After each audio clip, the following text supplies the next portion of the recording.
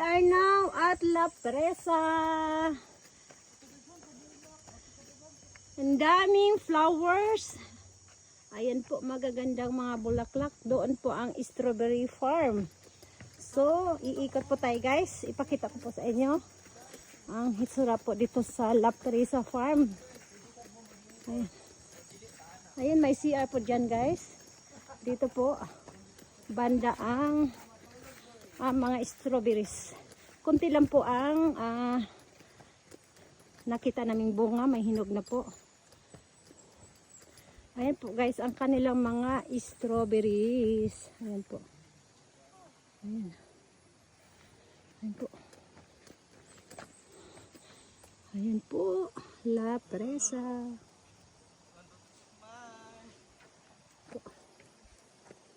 Ayan po. La Presa.